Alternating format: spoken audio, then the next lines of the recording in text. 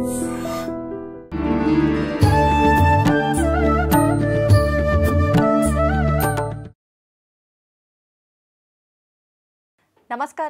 Welcome to I dream. ధర్మ మార్గం with Vijitha కార్యక్రమానికి స్వాగతం.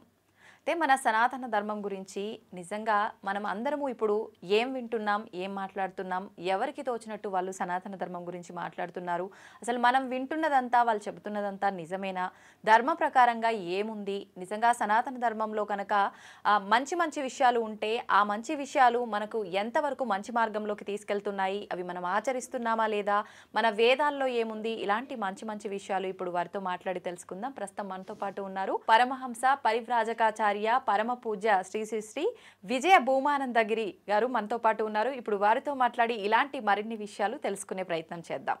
నమస్కారం అండి. హరి ఓం, హరి ఓం. కొన్ని సందర్భాల్లో అంటే గ్రామాల్లో అలా ఉన్నప్పుడు మనం ఒక అమ్మవారిని కానీ ఏదైనా అంటే గ్రామంలో ఉండే ఏదో అంటే బొడ్రాయిలు ఇలాంటివి అంటుంటారు కదా, అవి మనము వాటిని నెగ్లెక్ట్ చేసినప్పుడు ఊరి పెద్దలకు కానీ లేదంటే ఎవరికన్నా ఇలా పూనకంలాగా పైకి రావడము, లేదంటే కల్లో కనిపించటము, వాళ్ళ ద్వారా ఇది నాకు సెలవిచ్చాడు భగవంతుడు వచ్చి అని చెప్పి చెప్పడము, అవి చేసిన తర్వాతే మీకు ఇవన్నీ అంటే ఏదైతే ఇబ్బందులు పడుతున్నారో అవన్నీ మాయమైపోతాయని చెప్పడం, ఇలాంటివి జరిగాయని చెప్పి కూడా వింటూ ఉంటాము. ఇంతకు ముందు కాలంలో కూడా మనం ఒకటి విన్నాము, బోనాల పండగ చేయడానికి రీజన్ ఏంటి అంటే కూడా ఇది రావటం వల్ల అక్కడ నుంచి అమ్మవారిని తీసుకొచ్చి ఇక్కడ ప్రతిష్ఠించి ఈ సాంప్రదాయం వచ్చి అంటే దాని ఆధారంగా తీసుకుంటే ఇవి కూడా నిజమే అని నమ్మే అవకాశం ఉంటుంది కదా. అమ్మ, అయితే మీకు ఒక మాట నేను గ్రామ దేవతల శక్తి గురించి చెప్పాలి. గ్రామ దేవతలు మహాశక్తివంతులు మాకు కనపడరు, చాలా శక్తివంతులు. అంటే ఇక్కడ వెంకటేశ్వర స్వామిని మనం ఉదాహరణగా తీసుకోవాలి. వెంకటేశ్వర స్వామి అంటే ఎవరమ్మా? సర్వ విశ్వాన్ని పరిపాలించేటటువంటి మహాసార్వభౌముడు ఆయన. అటువంటి ఆయన శ్రీమన్నారాయణుడిగా తిరుపతి వచ్చారు. ఆయన అప్పటికి ఆయన వెళ్ళలేదు, కొండ మీద లేదు, అసలు కొండ ప్రసక్తే లేదు. ఎక్కడికి వచ్చారనుకుంటున్నారు? తిన్నగా గ్రామదేవత ఎదురుగా నిలబడ్డారు ఆయన వచ్చి. ఆ గ్రామదేవత గంగానమ్మ. గంగానమ్మ గ్రామదేవత. మీరు దాన్ని చక్కగా మీరు పబ్లిసిటీ ఇన్ ద సెన్స్ అందరికీ చూపించవచ్చు. నిలబడి ఆయన ఒక మాట మాట్లాడాడు. అంటే ఇక్కడ పరమాత్మకు ఈ విశ్వాన్ని పరిపాలించేటటువంటి ఆ సర్వదేవతా స్వరూపుడైనటువంటి ఆ వెంకటేశ్వర స్వామికి స్త్రీ అంటే ఎంత గౌరవమో తెలుస్తుంది. అంటే భగవంతుడు ఆడదానికి ఎంత విలువనిస్తాడు, ఎంత గౌరవాన్ని ఇస్తాడు, తన హృదయంలో ఎంత శక్తిగా ఆయన భావిస్తున్నాడు ఇక్కడ తెలుస్తుంది ఆయన విషయం.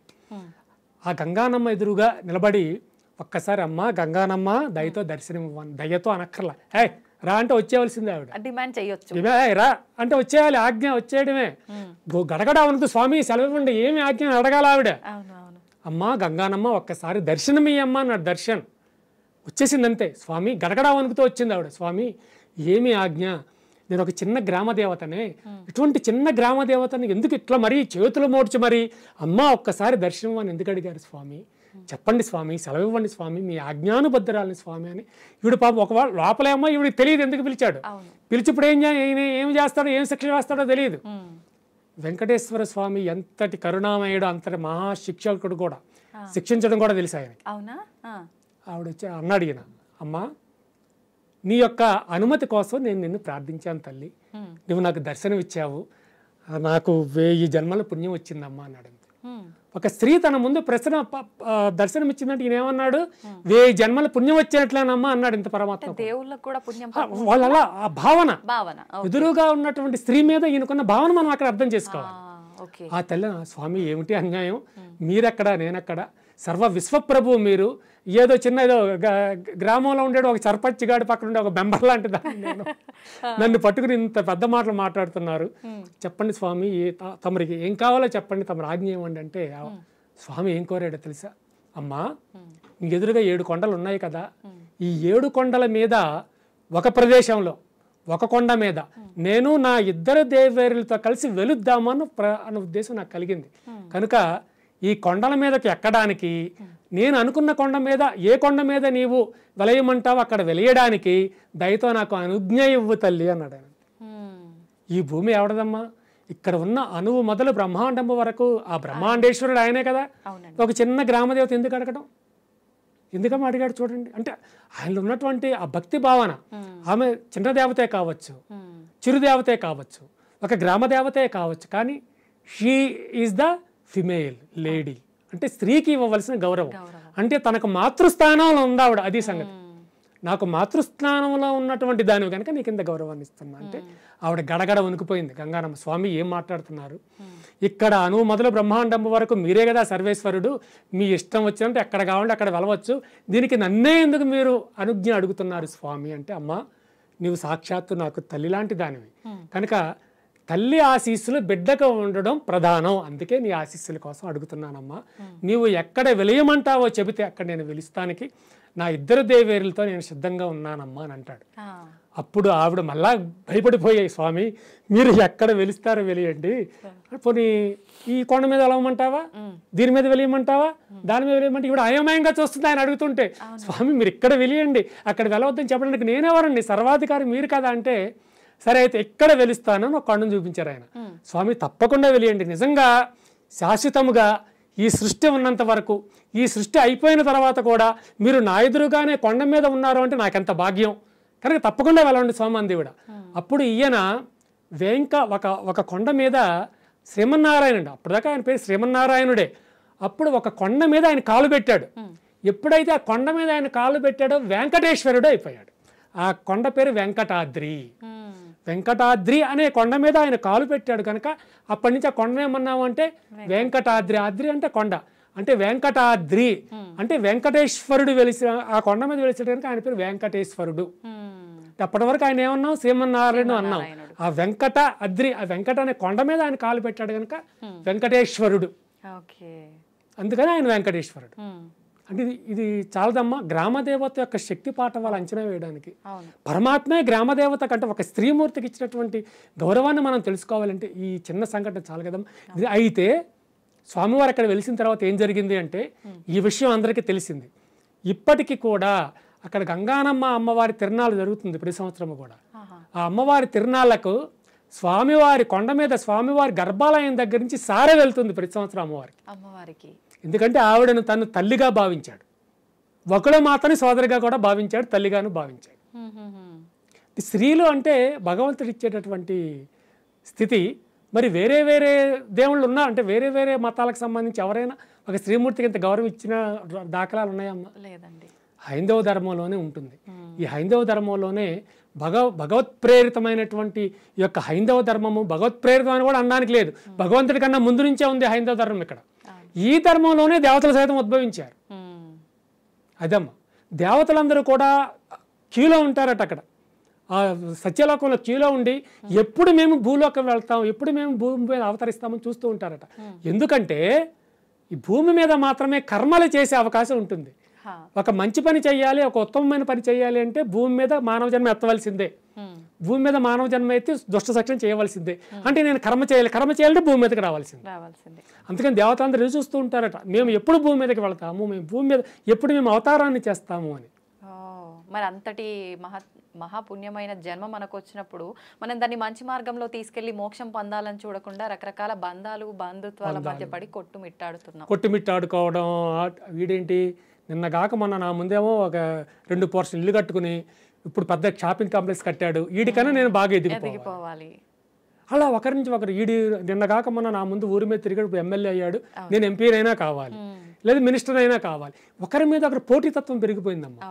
ఒకరి మీద ఒక దారుణమైనటువంటి పోటీతత్వం, చాలా దారుణమైన. పూర్వం అంత పోటీతత్వం లేదమ్మా. పూర్వం మనుషులమే ఉన్నాము, పోటీతత్వం లేదా, వీడికన్నా ఎక్కువ కావాలి, వీడికన్నా ప్రతి ఒక్కరు. ఇప్పుడు మన కుటుంబంలో వాళ్ళమే మన కుటుంబం అనే భావన లేకుండా ఉన్నాము. ఒకప్పటి కాలంలో చూస్తే గ్రామం అంతా కూడా వరుసలతో పిలుచుకోవటము, అందరూ బంధుత్వంగా ఆప్యాయంగా ఉండేవారు. ఇప్పుడు ఆ ఆప్యాయత కరువైపోయాయి. ఎందుకంటే పల్లెటూరులోనే తత్వమే అదంటారా, లేదంటే మనిషి ఆలోచన విధానం? కలియుగ తత్వము కొంత ఉన్నా మనిషి ఆలోచన పరంగా దిగజారిపోతున్నాడు. ఇప్పుడు కలి బ్రహ్మదేవుణ్ణి ఒక ప్రశ్న వేస్తాడు, నేను ఎందుకు వస్తున్నానో తెలుసా అంటే, కలియుగం కదా, ఆ యుగం నేను ఎందుకు తీసుకున్నానో తెలుసా అని అడుగుతాడు. ఎందుకు తీసుకున్నావు అంటాడు బ్రహ్మ. ఈ కలియుగంలో 2, ఒకటి వాచాలత, 2 కామం. అంటే ఒకరిని ఒకరు ఇష్టం వచ్చేట్లుగా తిట్టుకునేలా నేను చేస్తా. తల్లిని కొడుకు తిట్టడం, కొడుకు తల్లిని బూతులు తిట్టడం, తండ్రిని రోడ్డు మీదకి లాగి గొడ్డును కొట్టినట్టుగా కొట్టడం, అలాగే ఒకరిని ఒకరు విపరీతంగా దూషించుకోవడం. మీరు పార్లమెంట్కి వెళ్ళినా, అసెంబ్లీకి వెళ్ళినా, ఎక్కడికి వెళ్ళినా ఒకరిని ఒకరు విపరీతంగా దూషించుకోవడం. అట్లా నీ సృష్టిని నేను నాశనం చేస్తాను. అది నాకు ఒక ఆయుధం. ఇంకా కామం, తల్లి లేదు తండ్రి లేదు. మొన్న రీసెంట్గా చూశాను, సొంత అమ్మమ్మని రేప్ చేశాడు. అక్కడ 22 సంవత్సరాల వయసు కూడా వాడికి లేదు.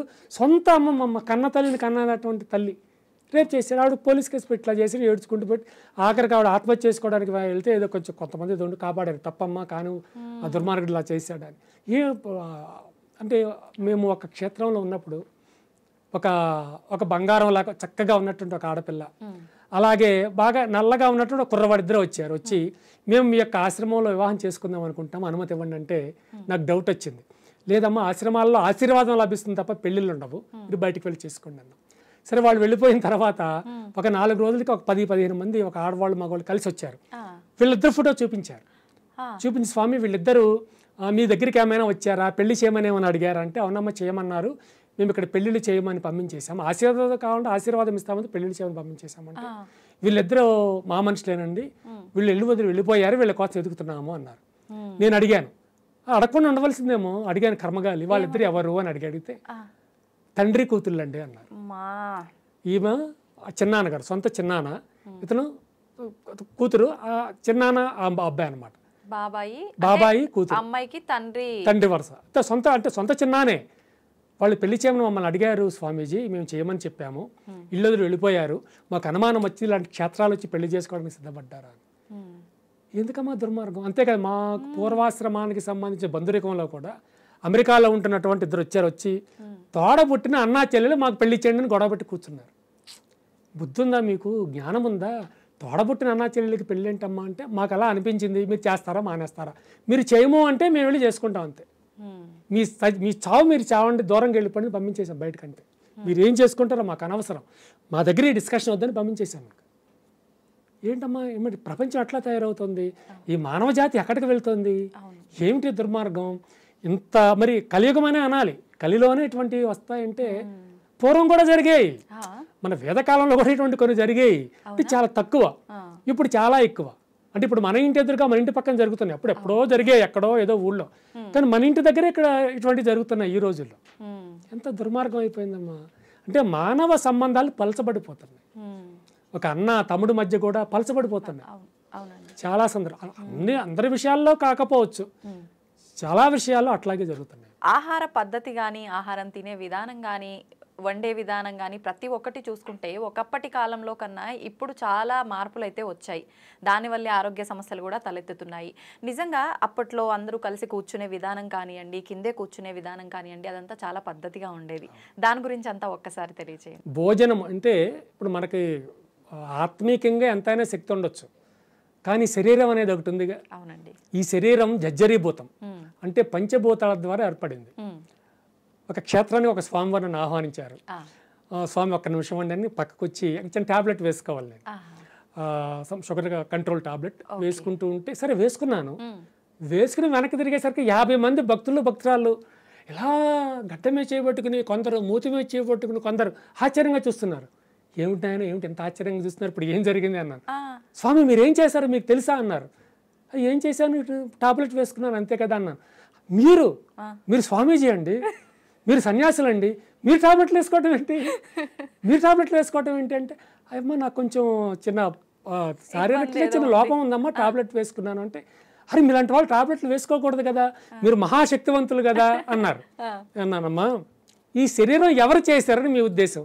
అయ్యో ఎవరు చేశారంటే మీకు తెలియదా, భగవంతుడు చేశాడు కదా. తప్పు, భగవంతుడికి శరీరానికి సంబంధం లేదా చాలా మందికి తెలియదు. ఈ శరీరం మరి ఎవరు తయారు చేశారు అంటే పంచభూత ప్రేరితం, పంచభూతాల ద్వారా శరీరం ఏర్పడుతుంది. పంచభూతాలు అంటే గాలి, నీరు, నిప్పు, ఆకాశము, భూమి, ఇవన్నీ కలిసి పంచభూతాలు అంటారు కదా. ఈ పంచభూతాల ద్వారా ఇక్కడే ఈ శరీరం ఏర్పాటవుతుంది. ఒకవేళ భగవంతుడే ఏర్పాటు చేస్తే స్వర్గంలోనో, వైకుంఠంలోనో, సత్యలోకంలోనో, కైలాసంలోనో తయారై ఇక్కడికి వస్తాం, కానీ మనం అలా తయారై రాలేదే. మాతృగర్భంలో ఆ పంచభూతాల ద్వారా మాతృగర్భంలో ప్రేరేపితమైనటువంటి శరీరం కిందకు వస్తుంది. కనుక పంచభూతాల ద్వారా ఈ లోకంలో ఏర్పాటైనటువంటి ఈ యొక్క శరీరం కళేబరం వ్యాధిగ్రస్తం. అంటే ఈ యొక్క కళేబరం ఎప్పుడైనా ఏదైనా రోగానికి లోను కావచ్చు, ఏదైనా లోను కావచ్చు. ఔషధం, మరి ఔషధం ఏంటి? ఔషధం ఏదో ఉండాలి కదా. అంటే ఔషధం జాహ్నవీతోయం అన్నారు. జాహ్నవీతోయం, జాహ్నవి అంటే గంగానది, గంగ, జాహ్నవి అంటే గంగ, తోయం అంటే నీరు.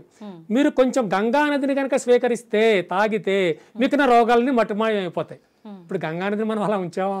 లేదు, అపవిత్రం చేసి. ఇప్పుడు 3000 రెట్లు ఎక్కువగా పొల్యూట్ అయిపోయింది గంగా నది. ఎవరు చేశారు? మీరు, నేనే కదా, అంటే మనమే కదా.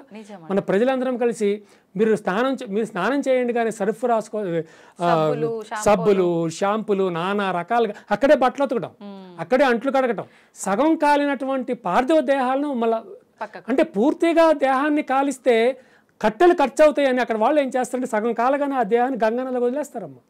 అక్కడ కాల్చేవారు. మరి పొల్యూషన్ అంతా ఏమవుతుంది? మన చేతులారా మన ప్రజలమే నాశనం చేసేసాం కదా. మరి ఇప్పుడు గంగానది నీరు త్రాగితే లేనిపోని జబ్బులు వస్తాయి కానీ కొత్త ఏమైనా ఉన్న జబ్బులు పోతాయో పో. మరి అయితే ఏం చేయాలి చెప్పండి? ఏం చేయాలి? మనం శుభ్రంగా ఉంచుకోవడానికి ప్రయత్నించాలి, ఇంకంతకు మించి ఏం చేస్తాం? ఏంటంటేనమ్మా, మాత్రలు వేసుకోవాలా మీరు అన్నట్టు? పంచభూతాల ద్వారా ఏర్పాటైన ఈ శరీరానికి ఎప్పుడైనా రోగం రావచ్చు. రోగం వస్తే ఏం చేయాలంటే గంగానది నీరు తాగాలి. ఇప్పుడు తాగటం కుదరదు. మరి అప్పుడు ఏం చేయాలి అంటే వైద్యో నారాయణో హరి అంటుంది. నారాయణ వైద్యుడు అంటే ఎవడనుకుంటున్నావయ్యా? సాక్షాత్తు శ్రీమన్నారాయణుని అవతారమే వైద్యుడు. కనుక అటువంటి వైద్యుడిని నీవు గనక ఆశ్రయించినట్లయితే, నీ జబ్బు చెప్పినట్లయితే ఆ వైద్యుడు నీకు సరైన ఔషధాన్ని ఇస్తాడు. నీవు దాన్ని స్వీకరించు. నీవు దాన్ని స్వీకరించి నీకున్నటువంటి ఈ యొక్క ఆ లోపాన్ని, ఆ యొక్క అనారోగ్యాన్ని పోగొట్టుకోండి. శరీరే జర్జరీభూతే కళేబరం వ్యాధిగ్రస్తం ఔషధం జాహ్నవీతోయం వైద్యో నారాయణ హరి. ఇది 5 పదాల శ్లోకం అయితే వైద్యో నారాయణ హరి అని చివరి చెప్తారు తప్ప మిగిలిన 3 చెప్పరు. శరీరే జర్జరీభూతే కళేబరం వ్యాధిగ్రస్తం ఔషధం జాహ్నవీతోయం వైద్యో నారాయణ హరి. ఇప్పుడు ఒకటండి, శరీరం పంచభూతాల కలయిక, అది భగవంతుడు కాదన్నారు. కానీ ఈ పంచభూతాల కలయిక కూడా భగవంతుడి సృష్టి, భగవంతుడు ప్రేరేపితమేనమ్మా. సూర్యుని ఎవరు సృష్టించాడు? అసలు సూర్యుడికి ఆ పదవి ఎవరు ఇచ్చారు? పరమశివుడే ఇచ్చాడు, భగవంతుడే. కానీ ఒకటి ఇక్కడ ఒక ప్రొడ్యూసర్ ఉంటాడు. ఆయన ఎంతైనా డబ్బిస్తాడు ఒక మూవీ తీయడానికి, కానీ ఏమైనా వీళ్ళు సరిగ్గా చేయలేకపోతే ఆయన చూస్తూ ఉంటాడు. కర్మ సరే నెక్స్ట్ టైం వీటిని తీసుకోకూడదు అనుకుంటాడు, అంతే కదా. అంటే అలా ఉంటుందమ్మా. ఇప్పుడు ఈ యొక్క ప్రారంధ కర్మలు కూడా ఉంటాయి. ఈరోజు మనమందరం బాగానే ఉంటాం, కానీ ఒక కారులో నుంచి ఒక కోటీశ్వరుడు దిగుతాడు, కానీ వాడి కాలు సగం ఉండదు, ఒక కన్ను ఉండకపోవచ్చు, ఒక చెయ్యి ఉండకపోవచ్చు. వాడికి ఎందుకు అట్లా జరిగింది? మనం ఒక 100 కోట్ల ఆస్తిపరులు మనం కామే, మనం బాగానే ఉన్నామే, ఆయనకి ఎందుకు అట్లా అయిందంటే ప్రారంధం. పూర్వజన్మలో చేసినటువంటి సంచిత కర్మ అన్నాం కదా, ఆ కర్మలు వెంటాడుతూ ఉంటాయి. ఆ కర్మల కారణంగా కొన్ని అలా జరుగుతూ ఉంటాయి. ఇప్పుడు మన టాటా గారు వారు వెళ్ళిపోయారు, మహానుభావుడు.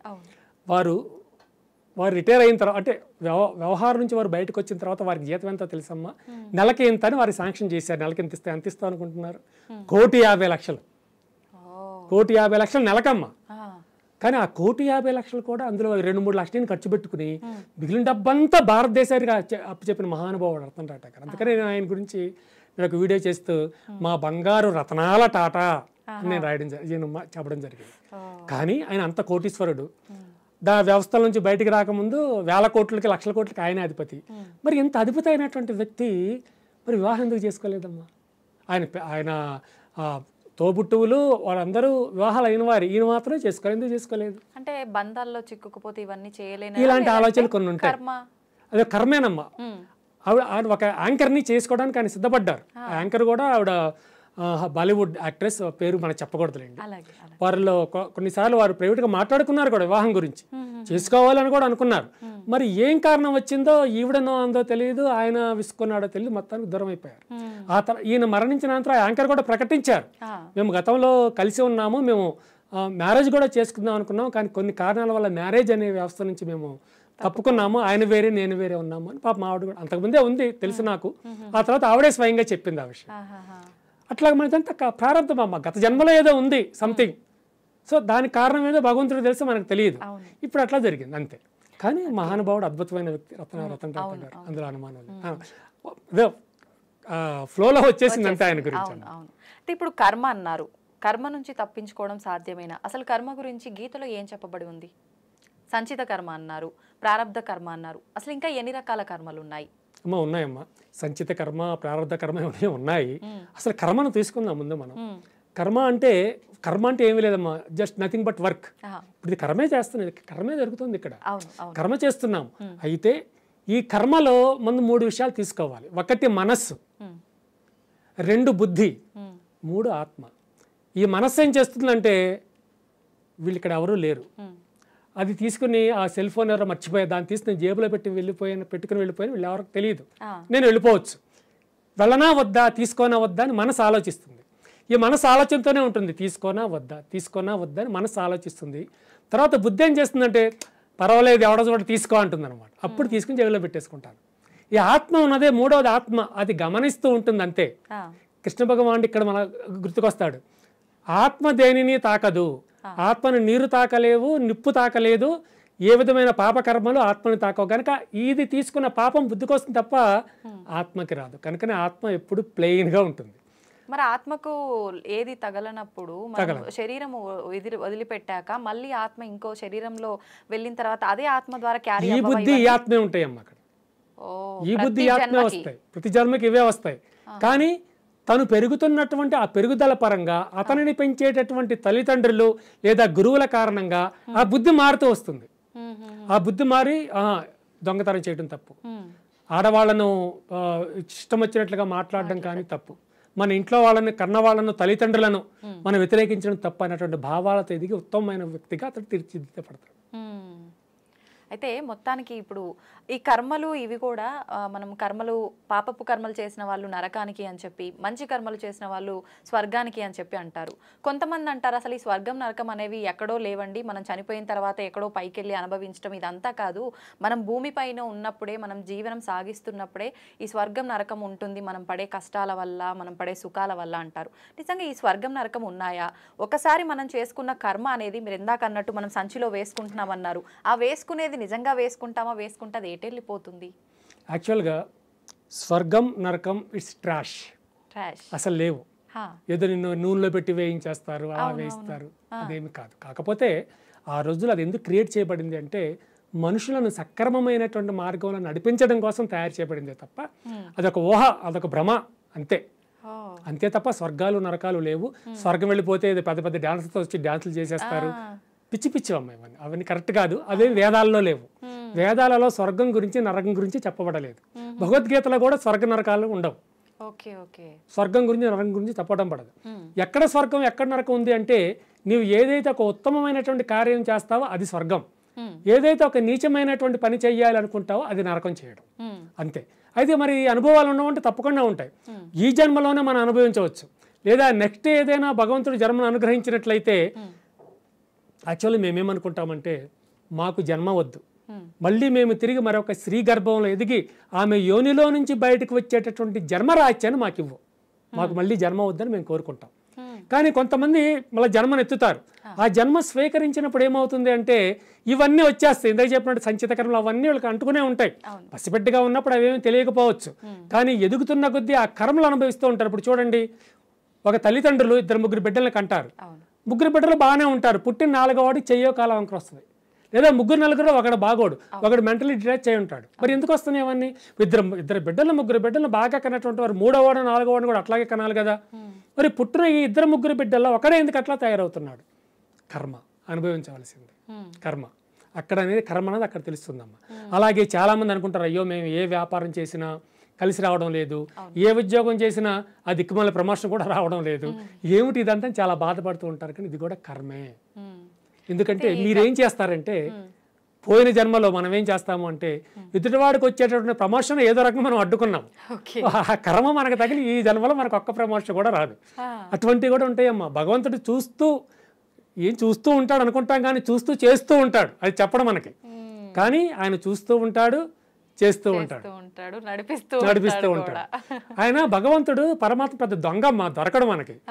పరమాత్మకు భగవంతుడు ఒక లక్షణం ఉంది. నేను పరమశివుని చూసేశాను, శ్రీమన్నారాయణని చూసేశాను, అబ్బో అమ్మవారు నాకు ఇట్లా కనిపించేసింది, ఇట్లా కనిపించని చెప్తూ ఉంటారు. భగవంతుడికి ఒక ప్రధానమైన లక్షణం ఉంది, పరమాత్మకు ఒక ప్రధాన లక్షణం ఉంది. ఆ లక్షణం ఏమిటి అంటే అవ్యక్తం, అంటే కనపడకపోవడం. కనపడకపోవడం అనేటటువంటిదే పరమాత్మకు ఉన్నటువంటి ప్రధానమైన లక్షణం. మరి చాలా మంది ఈ మధ్య కాలంలో నేను మీకు భగవంతుని చూపిస్తాను అని చెప్పి పలానా నక్షత్రము ఈ తిథి దీనిలో జన్మించిన వారికి నేను మీకు అంటే మీరు నన్ను నమ్మండి నేను మీకు కూడా చూపిస్తాను ఆధారాలతో సహా అనే వాళ్ళు కూడా చాలా మంది ఉన్నారు కదా. ఒకప్పుడమ్మ ఒక బాబాగా పెద్ద పేరు ప్రశ్నలు తెచ్చుకున్నటువంటి వారు వచ్చే వారం గురువారమో ఆదివారం చాలా సంవత్సరాల క్రితం ఏదైతే మీరు పూర్ణచంద్రుడిని చూస్తామో ఆకాశంలో, ఆ చంద్రుడిలో నేనే కనిపిస్తాను, నన్ను దర్శించి నమస్కరించుకోండి అని ప్రకటన ఇచ్చాడు. నేను ఆ రోజు చంద్రుడు రాకముందు సాయంత్రం 4 గంటల నుంచే చేతులు కట్టుకొని చూస్తున్నా, ఆయన ఎప్పుడు కనిపిస్తాడో దండం పెట్టుకుందామని. ఏం లేదు. ఆ తర్వాత ఒక ప్రశ్న వెళ్ళింది ఆయన దగ్గరికి, మీరు ఇట్లా నేను కనిపిస్తాను దండం పెట్టండి అన్నారు కదా, మరి మీరు ఎందుకు కనపడలేదు అంటే ఆయన ఏమన్నాడంటే, అంటే నేను చూసుకోలేదు సరిగ్గా, అప్పుడు ముహూర్తం బాగోలేదు, అందుకని నేను ఆ రోజు కనపడలేదు, వచ్చే నెలలో కనిపించే ప్రయత్నం చేస్తాను అన్నాడు. అంటే ఇక్కడ పిచ్చి వాళ్ళని చేస్తున్నారు అందరూ. మనమే మ్యాడ్ పీపుల్ అయినట్లుగా, మనమే ఫూల్స్ అయినట్లుగా, అంటే ముఖ్యంగా నాలాంటి వాళ్ళు విని నమ్మిన వాళ్ళు ఫూలిష్నెస్ అయిపోయినట్లు అయిపోయింది. అట్లా కొంతమంది మాకు దేవుడు తెలుసు, మీకు దేవుడిని చూపిస్తాము, లేదా ఆ నిమ్మకాయలను తీసుకురండి, ఆ కోడిని బలి బలిలో ఒకటమ్మ. ఈ హైందవ ధర్మంలో బలి అన్నది లేదు, బలి అన్నది లేదు, ఈ సాక్రిఫైస్ అన్నది లేదమ్మా.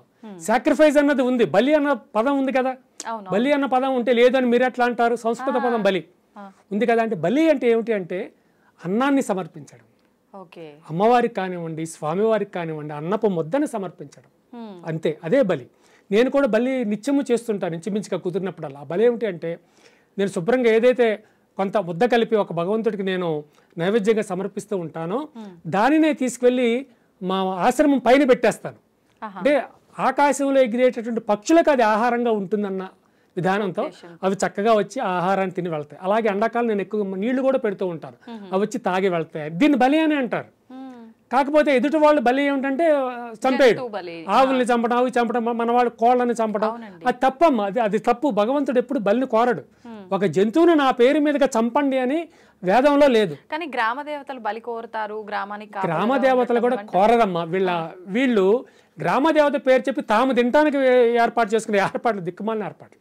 వీడు తినొచ్చు కదా కోడి మేకనే, వీడు తినొచ్చు, కానీ తినడం. దేవతకు పేరు ఇచ్చినట్లుగా బలిచ్చి ఆ పేరు మీద తింటాడు. కొన్ని క్షేత్రాల్లో కూడా మాంసాహారము, మద్యము ఇలాంటివి నివేదన చేసే సాంప్రదాయము, అక్కడ బలులు ఇచ్చే సాంప్రదాయం ఉంది. ఇంకొన్ని క్షేత్రాల్లో ఇంతకు ముందు కాలంలో ఉండేది, కానీ అది రాను రాను మార్చేశారు అని కూడా వింటాం కదండి. మరి నిజమేనమ్మా. నేను ఆ మధ్య ఉత్తర భారతదేశం సంచారం చేసేటప్పుడు ఒక శక్తిపీఠంలో మీరు చెప్పింది ఉంది, బలివ్వడం అన్నది ఉంది. అక్కడ మేము చెప్పాం, ఇది బలివ్వడం అన్నది మన వేదాల్లో కానీ పురాణాల్లో ఎక్కడ లేదండి, భగవంతుడికి బలివ్వడం అన్నది లేదు. అంటే మరి ఏం మీరు చెప్పింది నిజం, మాకు తెలుసు, మేము వేదాలను చదివామో మాకు తెలుసు, కానీ ఈ భక్తులు ప్రజలు నమ్మించావరే, ఏం చేయమంటారు అంటే, సరే మెల్లమెల్లగానే తగ్గించే ప్రయత్నం చేయండి అని చెప్పొచ్చాము. ఉందమ్మా, మీరు చెప్పింది కూడా కరెక్ట్, జరుగుతుంది. ఇప్పుడు ఈ పూనకాలు అన్నారు ఇందాక మీరు, అయితే ఈ చాలా మంది పూనకాలు వచ్చి ఒక వారం అనేది నిర్దేశంగా పెట్టుకొని, నా పైకి శివుడు వస్తున్నాడు అంటే సోమవారం నేను మీకు చెప్తాను కొలుపు అని చెప్పడము, జనాలందరినీ అక్కడికి రాబట్టుకోవడము, ఇదంతా ఒక బిజినెస్గా చూడొచ్చా, లేదంటే నిజంగా చూడొచ్చు అంటారా? అంటే ఇప్పుడు ఆది, సోమ, మంగళ, బుధ, గురు, శుక్రు ఎవరు పెట్టారమ్మా? మనమే కదా. దేవుడు పెట్టుకోలేదు, ఆయనకేంటి? నేను సోమవారమే నీ ఒంటి మీదకి వస్తానంటే మిగిలిన రోజు రెస్ట్ తీసుకుంటాడా? ఫ్యామిలీతో ఏమైనా అక్కడికి వెళ్తాడా? వెకేషన్కి వెళ్తాడా? తప్పమ్మా. అవన్నీ ఏంటంటే ఇతడి వాళ్ళని నమ్మించడానికే తప్ప, నేను అలా చేస్తున్నాను అంటే మీలాంటి వాళ్ళందరినీ నమ్మించడానికే తప్ప అది నిజము కాదు. శుక్రవారం అమ్మవారే నా ఒంటి మీదకి వస్తుంది, శనివారం వెంకటేశ్వర స్వామి వస్తాడు, రథకు విచిత్రం వల్ల. శనివారం నాకు వెంకటేశ్వర స్వామి వస్తాడు, సోమవారం శివుడు వస్తాడు, శుక్రవారం లక్ష్మీదేవి వస్తుంది. నువ్వు ఎన్ని కోట్లు కావాలో కోరుకో ఇచ్చేస్తా, ఇవ్వమనండి చూస్తా, ఎన్ని కోట్లు ఇస్తాడు, 1 కోటి రూపాయలు ఇవ్వమనండి చూస్తాను అని ఫేక్ అమ్మా. ఎదుటి వాళ్ళని నమ్మించడం కోసమే. మా గురువు గారు చెప్తూ ఉంటారు, ఇటువంటి దుర్మార్గాలు సమాజంలో చాలా జరుగుతూ ఉంటాయి, వాటి జోలికి మీరు వెళ్ళకండి అని. ఎందుకంటే ఆ యొక్క దుర్మార్గం నువ్వు కూడా చేస్తావని అనుమానం, అందుకని ముందే చెప్తారు ఇటువంటి దుర్మార్గాలు ఉండవు, ఎక్కడా జరగవు, కనుక అటువంటి వ్యవహారం వైపుకి మీరు నడవద్దు. మీరు చక్కగా మీ దగ్గరికి ఎవరైతే వస్తారో వారికి చక్కటి ప్రవచనాలు ఇచ్చి భగవంతుడి గురించి, జ్ఞానం గురించి తెలియచెప్పండి అని చెప్తారు తప్ప ఇవన్నీ చేయొద్దని చెప్తారు. ఇటువంటి జోలికి మీరు వెళ్ళకండి అని చెప్తారు మా గురువు గారు. అంటే భూమిపైన పాపాత్ముల సంఖ్య పెరిగిపోవటం వల్లే ఇప్పుడు వచ్చే కొన్ని రకాల ఇబ్బందులు చూస్తున్నాం. భూ ప్రళయాలు అని చెప్పి, భూకంపాలు అని చెప్పి, కరోనా మహమ్మారి, అలాంటివి అన్ని వస్తున్నాయంటారా? వస్తున్నాయమ్మా. ఎందుకంటే ఎప్పుడైతే మానవ సహజమైనటువంటి పాప ప్రవృత్తి బాగా పెరిగిపోతుంది, మానవుల్లో పాపం అంటే భయం లేకుండా అభీతి, పాప అభీతి పెరిగిపోతూ ఉందో అప్పుడు వీళ్ళు ఇష్టం వచ్చిన పాపాలు చేస్తూ ఉంటారు. అప్పుడు ఉదాహరణకి మన పచ్చని చెట్టు చూస్తే కాల్చేసేయడం, అక్కడ ఏదో ఒక ఫ్యాక్టరీ పెట్టేసుకోవడం, ఇట్లా ప్రపంచం మొత్తం మీద అన్ని దేశాల్లోనూ జరుగుతుంది. ఇట్లా తన స్వంత ప్రకృతిని తనే ధ్వంసం చేస్తున్నారు. అంటే ఒక చెట్టు మొదలుని గొడ్డలతో నడుగుతున్నాను అంటే తను గమనించడు, ఆ గొడ్డలి ఎక్కడైతే వేటు పడుతుందో అక్కడే తన ప్రాణవాయువు అన్న విషయం వాడు గమనించాడు. అట్లా తనను తానే సర్వనాశం చేసుకునే స్థితికి ఈ యొక్క మానవుడు వెళ్ళిపోతున్నాడు. అటువంటి స్థితి జరుగుతోంది. చూద్దాం భగవంతుడు దీనికి ముగింపు అంటే కలియుగ అంతమేనా ఇంకా? కలియుగాంతము అంటే ఇప్పుడు చాలా మంది ఆ, చాలా సంవత్సరాల క్రితం 2012లో పెద్ద హాలీవుడ్ మూవీ కూడా వచ్చింది. అవును. 2012లో 2వ నెలలోనో ప్రపంచం అంతమైపోతుంది అది ఇది అని. ఆ తర్వాత కూడా చాలా చాలా వచ్చే కాన్సెప్ట్స్. కానీ ఈ ప్రపంచం ఇంకా అంతం కావాలి అంటే 5,000 సంవత్సరాల సమయం ఉందమ్మా. 5,000 సంవత్సరాల తర్వాత కానీ ఇది అంతం కాదు. 5,000 సంవత్సరాల తర్వాత కూడా కాదు. 5,000 సంవత్సరాల తర్వాత ఒక డేట్ నిర్ణయించబడుతుంది భగవంతుడి చేతుల మీదుగా. ఈ లోపు ఎవడు మీ దగ్గరికి వచ్చినా ఎవడు ప్రపంచం నాశనం అవుతుందని చెప్పినా మీరు నమ్మవద్దు. ఈ సోకాలు జ్యోతిష్యులు ఏదో ఇప్పుడు ప్రపంచం అంతమవుతుంది, ఎందుకు ఈ వచ్చే ఎలక్షన్స్లో కేసీఆర్ గారే గెలుస్తారని ఎంత దుర్మార్గంగా పోయిన ఎలక్షన్స్లో వీళ్ళందరూ ఎంత దుర్మార్గంగా చెప్పారో మనకు తెలిసిన విషయమే. వీళ్ళు ఏం చేస్తారంటే ప్రజల నాడి కోసం చూస్తారు. ప్రజలు ఏమనుకుంటున్నారు, ఎవరికి ఓటేద్దాం అనుకుంటారు అన్న విషయాన్ని వీళ్ళు విని ఆ విధానంగా వీళ్ళు జ్యోతిష్యం చెప్తారమ్మా. అంతే తప్ప వీళ్ళ సొంతం ఏమీ కాదు. అంటే నలుగురి అభిప్రాయాలు తీసుకొని మెజారిటీ అందరూ ఎవరు చూసినా కేసీఆర్ అంటున్నారే, వాడే గెలవచ్చు అని, కేసీఆర్ గెలవబోతున్నాడని చెప్తారు వీళ్ళందరూ. మరి గెలవలేదే మరి. అదంతా ప్రజల నాడి అమ్మ. ఇదంతా ప్రజల నాడిని పట్టుకుని చేసే ఈ టక్కుటమార విద్యలు ఈ జ్యోతిష్యం చెప్పేవాళ్ళు చాలామంది. అందరూ జ్యోతిష్యులు అంటే అందరూ కోపం వస్తుంది కనుక చాలా మంది జ్యోతిష్యులు ఇట్లానే చెప్తారు. అంటే కోపం వస్తుందని కాదు, వాస్తవం చెప్పండి. వాస్తవం అంతేనమ్మా. వాస్తవం అంటే చాలా మంది దొంగలే. వాస్తవం అంటే దొంగలే, అబద్ధం చెప్తే అబద్ధాల మీద బ్రతుకుతూ ఉంటారు. వాళ్ళ బ్రతికే అబద్ధం. ఏదో చెప్తారు. ఇప్పుడు కాగా అప్పుడు మంచి క్లాస్గా తయారయ్యి మంచి విలువైనటువంటి బట్టలు వేసుకొచ్చిన వాళ్ళని అనుకోండి, ఏదో ఏదో జానంలోకి వెళ్ళినట్టు లేకపోతే జాతకం చూసి, అబ్బో మీకు బ్రహ్మాండంగా ఉందమ్మా, మీరు మహా కోటీశ్వరులు, మీ పిల్లలందరూ అమెరికాయో రష్యాయో జపాన్ ఎటో వెళ్ళిపోయి చదువుతారు అది ఇది అంటే ఆవిడ ఇంకా ఆనందం అనిపిస్తుంది సహజంగానే. అట్లా వీళ్ళు వాటిని తీసుకుంటారు. అయితే భవిష్యత్తు గురించి చెప్పగలిగిన వాళ్ళు ఉన్నారమ్మా భారతదేశం. భవిష్యత్తు గురించి చెప్పగలిగిన వాళ్ళు ఉన్నారు. మీకు స్టీవ్ జాబ్స్ అంటే మీకు తెలుసా? పోనీ యాపిల్ విన్నారా? Apple company, Apple phones, Apple cell phones, Apple iPhones, Apple laptops, ఆ కంపెనీ పెట్టిన వ్యక్తి పేరే స్టీవ్ జాబ్స్. అతను మన భారతదేశంలో, ఈజ్ అన్ అమెరికన్. మన భారతదేశంలో తనకి 22వ సంవత్సరం వయసు ఉన్నప్పుడు 2 సంవత్సరాలు కాశీలో ఉన్నాడు. 2 years ఉన్నాడు. ఆ తర్వాత అతను అమెరికా వెళ్ళిపోయాడు. ఆ తర్వాత కొద్ది కాలానికి యాపిల్ అనే కంపెనీ పెట్టాడు. స్టీవ్ జాబ్స్ పేరు మంచి స్థాయికి వెళ్ళింది. మంచి తర్వాత తనకు ఒకసారి క్యాన్సర్ వచ్చింది. తర్వాత క్యాన్సర్ తగ్గింది, మళ్ళీ క్యాన్సర్ వచ్చి ఆయన పాప వెళ్ళిపోయాడు, చనిపోయాడు ఆయన. అయితే అతను ఒక గ్రంథం, మన ఆత్మకథ రాశాడు, ఆటోబయోగ్రఫీ రాసి, మరి మన భారతదేశంలో తన బాగా యువకుడిగా టూ యంగ్గా 22 సంవత్సరాల వయసులో 2 సంవత్సరాలు ఉన్నాడు కదా. మన దేశం గురించి ఒక 4-5 ముక్కలు రాయలే. ఒక్క ముక్కే రాశాడు అంతే. ఒక్క ముక్కే రాశాడు, ఇంకేం రాయలా. I don't know what is that. ఈ భారతీయులు పుట్టుకతోనే మహాజ్ఞానులు అని రాశాడమ్మ. పుట్టుకతోనే మహాజ్ఞానులు భారతీయులు అని రాశాడు అంతే, ఇంకేం రాయలేదు మళ్ళీ. అది చాలు కదమ్మా. అయితే ఆ తర్వాత అతను మన ఇండియా వచ్చాడు. కారులో వస్తున్నప్పుడు ఆ కాశీ పరిసర ప్రాంతం, కాశీ లోపలికి రాలేదు ఇంకా. ఈయనకి అక్కడ స్వామీజీలు అన్నీ అలవాడితే వాళ్ళకి ప్రసాదాలు తిని బతికాడు. అతను ప్రసాదాలు తిని బతికాడు కనుక ఈ స్వామీజీలన్నా మాలాంటి సన్యాసులను ఆయనకి గౌరవం. ఆయనకి ఎదురుగా ఒక స్వామీజీ వస్తున్నాడు. నేను వెంటనే కారాపించి గబగబా వెళ్ళి, నమస్కారం స్వామీజీ అని, కొంచెం హిందీ కొంచెం వచ్చు, నమస్కారం స్వామీజీ అని. అతను కళ్యాణం వస్తా అంటే నీకు శుభం కలుగును గాక అని తను ఆశీర్వదించాడు. కానీ స్టీవ్ జాబ్కి అరే ఏమైనా ప్రసాదం ఉంటే బాగుండేది. కారులోకి వచ్చాడు. కారులో ఒక చిన్న యాపిల్ దొరికింది. యాపిల్ అది 2 చేతులతో తీసుకొచ్చి గౌరవంగా ఆ సాధు సన్యాసికి ఇచ్చాడు. అతను ఆ యాపిల్ తీసుకుని నమస్కారం చేసి కొంచెం కొరికి ప్రసాదంగా ఆయనకి ఇచ్చేశాడు. ఏదైతే ఒక యాపిల్ని కొరికి ప్రసాదంగా స్టీవ్ జాబ్స్కి ఇచ్చాడో అదే యాపిల్ కంపెనీ అమలం అయిపోయింది. ఈ రహస్యం చాలా మందికి తెలియదు. యాపిల్ కంపెనీ అమలంగా పెట్టాడు, బాగానే ఉంది, సగం ఎందుకు కొరకబడిందని అనుమానం వచ్చి, కానీ ఈ విషయం తెలియదు చాలా మందికి. ఒక భారతీయ సన్యాసి కొరికి ప్రసాదంగా తిరిగి ఇవ్వడం వల్ల ఇక ఇదే అప్పుడే అతనికి ఆలోచన ఉంది, నేను కంపెనీ పెట్టాలి అని. యాపిల్ అనే కంపెనీ పేరుంది కానీ ఎలా పెట్టాలన్నది లేదు. ఆ ఆమ్లం ఎట్లా తయారు చేయాలి. ఇప్పుడు మన భారతీయ సాధువు ఇచ్చినటువంటి ఆలోచన, కొరికినట్టుగా పెట్టవయ్యా. ఈ రహస్యం చాలా మందికి తెలియదు. అదమ్మా ఈ యొక్క భారతీయ వ్యవస్థ గురించి, ఈ భారతీయ సనాతన ధర్మం గురించి తెలియక ఎవరో ఏదో ఆశ పెట్టారని పరాయి ధర్మానికి వెళ్ళిపోవడం, ఎవరినో నిజమైన దేవుడని భావించారు. అసలు సత్యవంతమైన దేవుడు ఇక్కడ ఉన్నాడు వదిలిపెట్టేసి ఇంకా ఎవరినో సత్యవంతమైన దేవుడని వెళ్ళిపోవడం, ఈ యొక్క పవిత్రమైనటువంటి సనాతన ధర్మాన్ని వదిలిపెట్టుకోవడం, అంతా అదొక వ్యవస్థగా, అదొక దుర్మార్గంగా అలా జరిగిపోతుంది. అవును. అయితే ఇప్పుడు వేదాలు అంటుంటాం, శాస్త్రాలు అంటుంటాం, పురాణాలు అంటుంటాం.